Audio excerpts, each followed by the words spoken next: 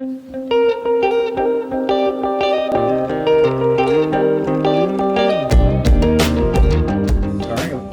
back to the Bible in Context, and last time we looked at the number 7, some special numbers that are used for structure in the Bible. We looked at the seventh-day rest, and now we're going to look at... Did you know, ironically, that was our 7th episode? Was it? Yes. Oh, we planned that. We planned that well. Yes, intentionally. Yes. Yeah, we know what we're doing. That's awesome. Not at all. Yeah. All right, I'm sorry, I interrupted you. No. So we talked about 7, what else? Yeah, we talked about what it means for Yahweh to rest. He's not taking a nap, he's taking up his rule. And we kind of began to talk about the transition into chapter 2. But we're actually going to take a break, sort of, and not go straight into chapter 2, but we're going to go back through chapter 1 into chapter 2 with some of the themes that I mentioned earlier. In particular, we're going to talk about how chapters 1 and chapter 2 portray the creation and the garden as Yahweh building a temple. I think we might have mentioned that a little bit before. Briefly, but not in depth. But yeah, we want to really go into it and show that the author intends for us to see the Garden of Eden, the creation, as Yahweh building a temple. So the first thing really to talk about is just the ancient Near Eastern idea of creation and temples, because again, all this literature, these chapters we're looking at are at home in their ancient Near Eastern context. So throughout the ancient Near East, you have temples that are often gardens on mountaintops. They're sources of water, sources of life. Whenever temples are made, they're decorated with garden imagery, and then the deity rests in that temple, in creation, in the house he has made at the end of the story. Now, some of that sounds familiar. We've talked about how Yahweh rests in Eden. We've talked about how we know this is a garden. There's lots of plant life and humans being created. We haven't quite gotten into chapter 2 yet, so some of this we haven't talked about, such as the waters that flow out of Eden, which, I'm sure we're all familiar with the 4 rivers that come out of Eden. So we have that there. And we also have something that might seem a little strange we haven't thought about before, and that is the fact that in the ancient Near East, the creation temple is a mountaintop. And that's not exactly explicit in Genesis chapter 1 or 2. So I can't remember if we've talked about this, but I feel like we have. Have we talked about how the Garden of Eden was part of Eden, and Eden was the larger region? Yeah. I think we mentioned that a little bit. We didn't talk in depth about that, but yeah, there's definitely that idea that the mountaintop is the garden, and then out from there, as you go down the mountain, it's Eden. You're still within Eden. The garden is a place within Eden. So the garden's the best. Eden is a little better, but you're not quite in God's garden yet. Outside of that is still the wilderness, and outside of that is the sea, the uncreated ruin space. So there are these gradations within creation that Yahweh set up, and again, just like the tabernacle and the temple. So you got the Holy of Holies, and then outside of that you have the holy space of the tabernacle. Outside of that is the outer court, and then outside of that you're outside of the tabernacle or temple construction. And so you have these same gradations of space, of holy space in the tabernacle, just as you have it in creation. Look up Ezekiel 28, 13 through 14. So I want you to read that verse just to bring us back to this mountain idea and show that this is inside the biblical author's head. So you were in Eden, the garden of God.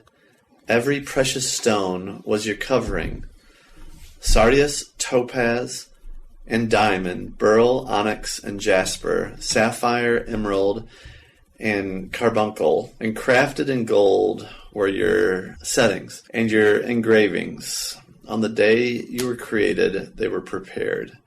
You were an anointed guardian cherub. I placed you. You were on the holy mountain of God. In the midst of the stones of fire, you walked. Wow, there's a lot in there. Yeah, there was a lot in there, but the point of that is just seeing that Ezekiel is clearly associating the Garden of Eden with a mountain. He was on a mountain. And again, back in the ancient Near East, on mountaintops, that's where you met with a deity. That was a deity's throne. You actually see throughout the prophets and Psalms, whenever there are references to other deities, there are high places and these hilltops and mountaintops where altars are being set up to worship them and to commune with these gods. And that's why a lot of times in the prophets you see statements like the mountains will be laid low when Yahweh returns. That's the other gods' thrones being put down and destroyed. Well, and you definitely, like you said before, there's hints in Genesis chapter 2 that the garden is up on a mountain because you've got these rivers that are flowing out of the garden, and so water always flows down. Right. And so it makes sense that the garden is up high on a mountaintop. Right, yeah. So I think that kind of puts us in the ancient Near East, at least, as far as seeing that there is some conceptual similarities between ancient Near Eastern temples and the Garden of Eden with the, there's fertility and garden life, there's vegetation, there's sources of waters, there's these decorative stones that are all around, and it's where the deity is setting up and resting. So at least in the ancient Near East, we can see how Genesis 1 and 2 are at home with these concepts. It's in the same world. And in those ancient Near Eastern temples, often in the middle of them, they would have an image of the god, right? Oh, right. Right, yeah. And so what did God do? He took humans and rested them, placed them in the garden as his image bearers. Yeah. Yeah, these temples that they were building, they're little tiny cosmoses, little tiny versions of the world where the image sits in the center or inside of it to represent the deity, and then just like God created us in his image, he sets us up in his temple, the cosmic temple. So again, that kind of puts us in the ancient Near Eastern context, but let's look at the actual biblical context and see, is the author trying to take this idea that the cosmos is a temple and is he running with it, or is he saying that's not how it works, let's abandon that idea? So the first thing to notice is the garden imagery that's applied to the tabernacle and the temple. Now, I'm not going to run through all these verses, but I'm going to just mention some places where you'll see this imagery show up, because otherwise we could be here again reading for a long time. And then I'm going to also mention Ezekiel and places where these ideas show up in Ezekiel as well, because he is portraying this new prophetic temple, and he's tracking on these same themes. So we'll see this Garden of Eden imagery show up in the tabernacle and temple, and then we'll also see it show up again in Ezekiel, because he's just tracking on the same thing. And we don't really have to go into Ezekiel here, but it's just kind of cool, and I want to bring it up.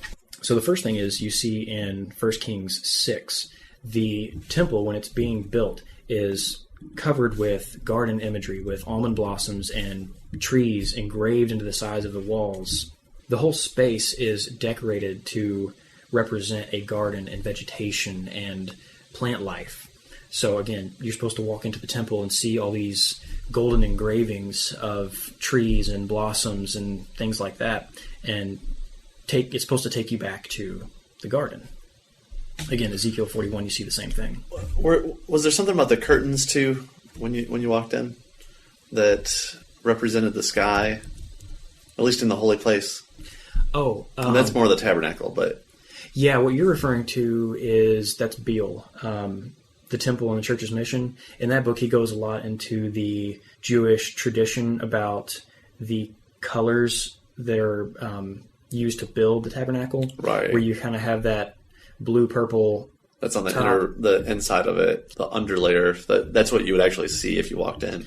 Right. And then there's also the menorah, which is the lights. So again, that's kind of corresponding to the lights that Yahweh set up in day one, the stars, the sun, the moon, and then it's kind of this night sky imagery. Yeah. Well, and even the shape of the menorah.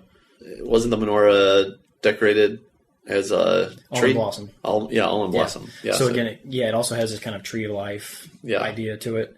I don't know if the ceiling of the tabernacle being the night sky is explicitly spelled out in the Bible, but I could see it totally being it's a what they possibility. intended to do. Yeah. Jewish tradition at least saw that. Gotcha. So, Yeah, I know Beale, he goes a lot more into, he goes starting in the ancient Near East and then goes into Jewish tradition and then goes into some of the textual stuff as well. But some of it is very helpful observations, but tradition that he's seen. So there is that garden imagery in the menorah as well as the engravings of the temple. And then you also have the decorative stones that show up. In Genesis 2:12, you've got gold and bdellium and onyx, all these decorative, costly stones. And then, again, with the tabernacle and the temple, you have the priest who's wearing these stones. And then you've also got it in, for instance, like Revelation, where the entire foundation of God's city, which is the temple, is made out of these decorative stones, just like this. So, again, that should bring our minds back to the garden. Now, I think where it gets really interesting is where you see cherubim placed at the tabernacle and the temple. So we'll see in Genesis 3 that after Adam and Eve fall, cherubim are placed outside the garden to guard the entrance to the way to the tree of life, which ultimately we're going to see is associated with where Yahweh dwells.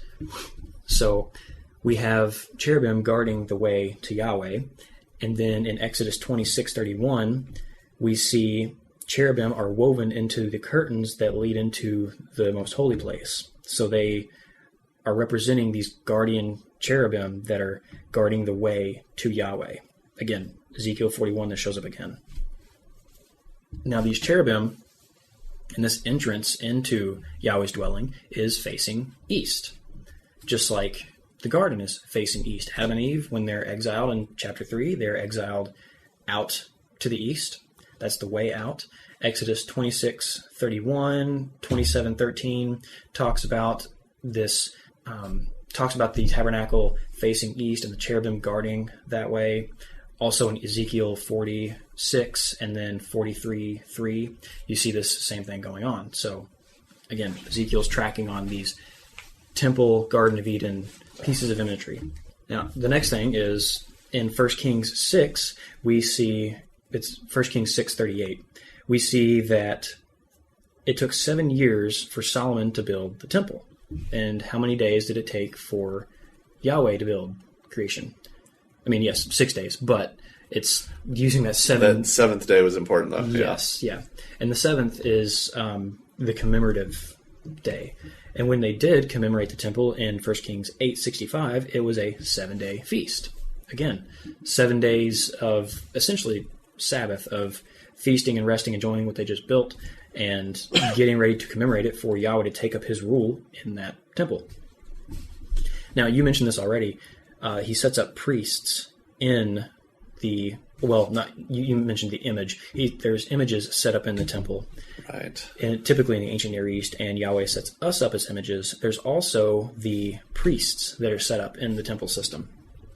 So in Numbers 3:7-8, or in Numbers 8:25-26, or in Ezekiel 4:14, we see the command to work and to keep the tabernacle or the temple.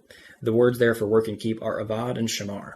And the reason I'm bringing up the actual Hebrew word is because it's translated differently in different places. In some places, it's translated to work and to keep. Other places, it's translated to serve and to guard. So knowing that is helpful because in Genesis, humanity is given the charge to work and to keep the garden. That's Genesis 2:15. In Numbers, whenever this commission is given to the priests, they're told to serve in the temple and to guard it. So same words there. And again, that is Yahweh commissioning Adam and Eve to do priestly work within the garden. And then this commission he gives later to the Levites and the priests should again bring us back to the commission that he gave to Adam and Eve. It's the same job, the same commission. So those are really a good collection of all the correspondences, maybe not all, but a good collection of the correspondences between the tabernacle and the temple and even future prophetic temples and the Garden of Eden. We're supposed to understand the tabernacle and the temple as a little picture, a pattern of the true cosmic temple that Yahweh intended to build at creation. And this cosmic temple is actually still, we're supposed to think of it as up in heaven, up in the skies with Yahweh. Because when you get to Exodus 24, when you get to Exodus 25:40, you see that's where Moses gets the instructions for building the tabernacle. And he is told to make everything according to the pattern that he is shown on the mountain. And Hebrews 8:5 echoes that, saying that the tabernacle and temple, they were a shadow and a copy of the heavenly things. So we shouldn't be thinking of Eden as this kind of lost place, but rather it's on this cosmic mountain. It is where heaven and earth overlap. And Moses, when he went up Mount Sinai, he was able to see the cosmic temple that was still with God up in heaven. And he came down and built a copy of it. Now what's really cool is it's easy to look at the passage where Moses is told, build according to the pattern he was shown, and think, well, he was shown a vision, obviously. He was still just on a mountain. He didn't go to heaven. He just climbed a mountain. Right. So he was shown a vision. Here's a question for you. So, I recognize that the tabernacle was like a pattern or a copy, like a microcosm of the heavenly temple. So when Eden was God's temple, it was in the heavens because it was on a mountain. There was no other temple above it, right? Or they were just kind of in the, like you said, overlapping each other. But there wasn't like a second, like you get to the tabernacle and you've got the tabernacle as a temple, but then you have that represents a cosmic temple, but you don't have that because everything's combined right at the beginning. And that's what you see in Revelation too, is everything gets combined again. Yeah, I mean, from Genesis 1, we still see there's kind of that expanse in the midst of the waters. So there is, it's not like we're on top of the waters, then after the fall we go down into the bubble. It's, we're still kind of in the bubble, but the mountain, I guess, is kind of goes up and penetrates that space between heaven and earth. I mean, I don't think they're trying to paint a clear geography for us. Sure. But it's, the idea is just that that's where heaven and earth overlap. That's where God actually resides. Right. And once we fall, I guess that overlap closes and he goes up to the heavens, or goes a little farther away so that his dwelling is no longer actually on the earth. Right. Well, or at least initially, it seems like he's still in Eden, but humanity is kept out, guarded from getting back into the garden. That's true.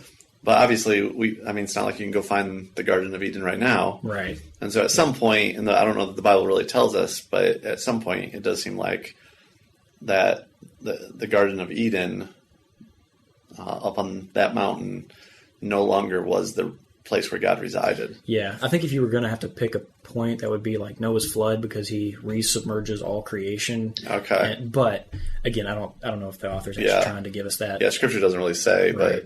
But that makes sense to me. It's probably where he would say, okay, you're getting into refrigerator logic. Yeah. Yeah, probably.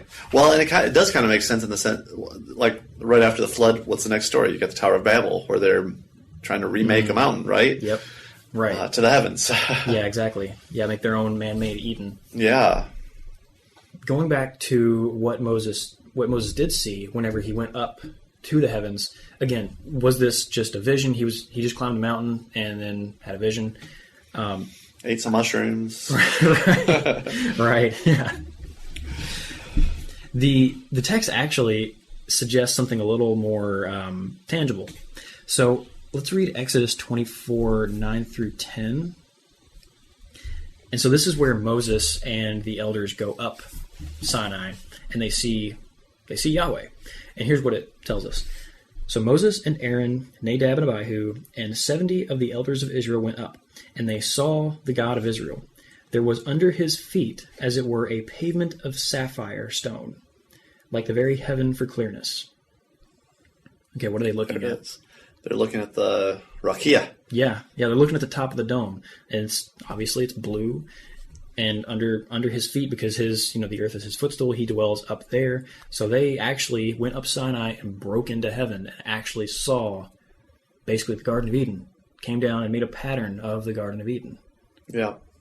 Well, and on that mountain, you've got kind of a 3-tier, like you've got the segments there, right? So you've got where Moses and Aaron went into kind of like the Holy of Holies at the very top of the mountain, where he received the blueprint for the tabernacle, and then also eventually the tablets with the 10 Commandments.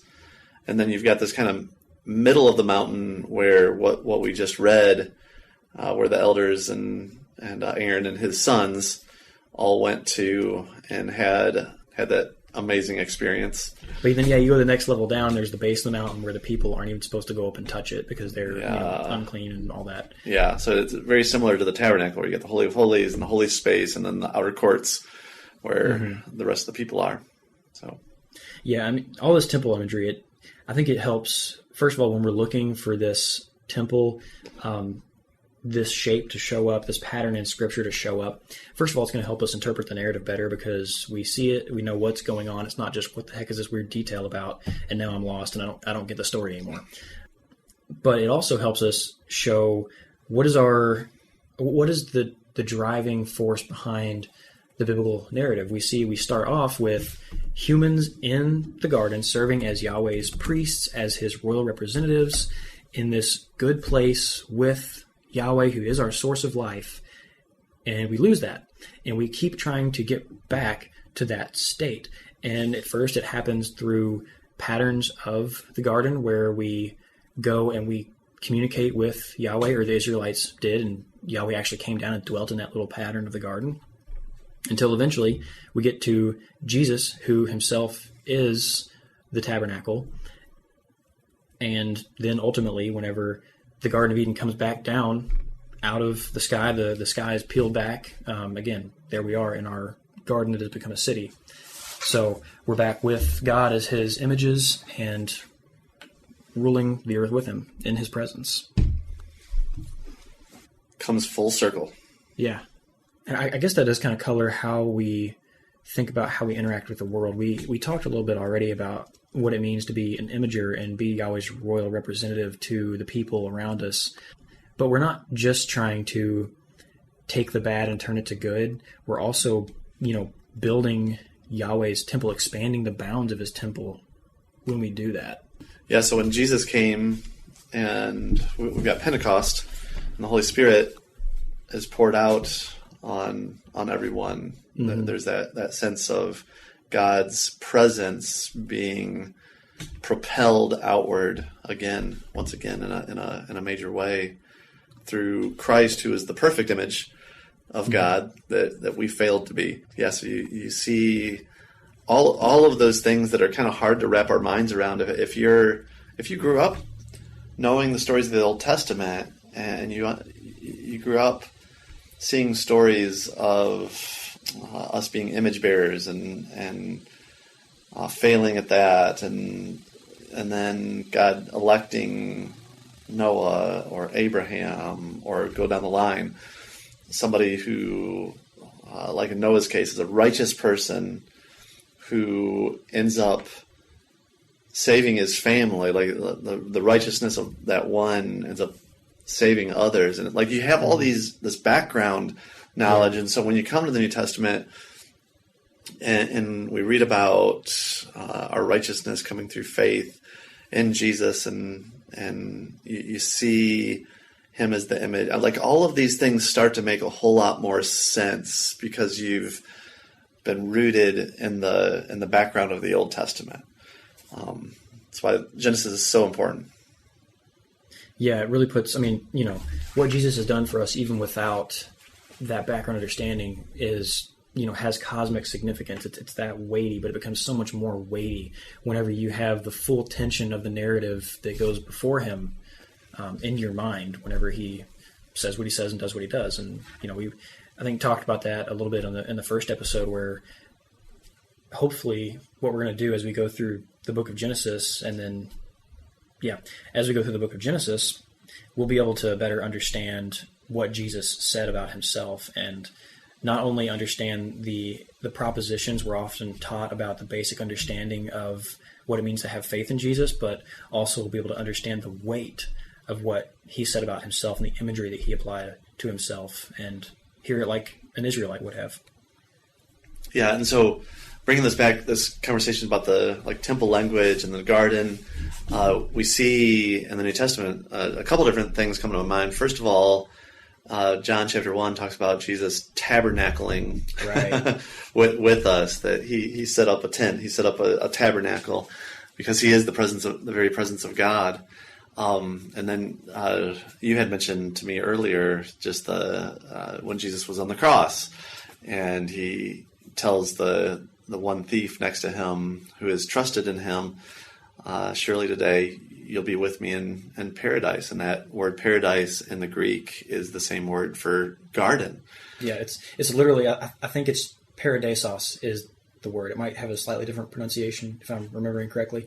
But yeah, it's just a transliteration of a Greek word for garden that is used in the Septuagint, in the Greek translation of the Hebrew Bible, for the Garden of Eden. Yeah. So he's telling him, like, hey, we're going to go to the Garden of Eden when we die tonight. Yeah, which I think is actually really comforting for people. In fact, just yesterday we were doing a membership class, and one of the questions that came up is, like, I've got relatives who believers, but they passed away, and are they just sleeping right now, unconscious, or are they conscious with the Lord? And so I took him to that passage with Jesus, cool. and it gave them so much comfort to know that their relatives who are in Christ weren't just unconscious right now and waiting for Christ to return, but they were actually enjoying the presence of the Lord. Yeah, they've been reinstated in his temple. Yeah. Waiting for it to descend to the rest of us. Absolutely.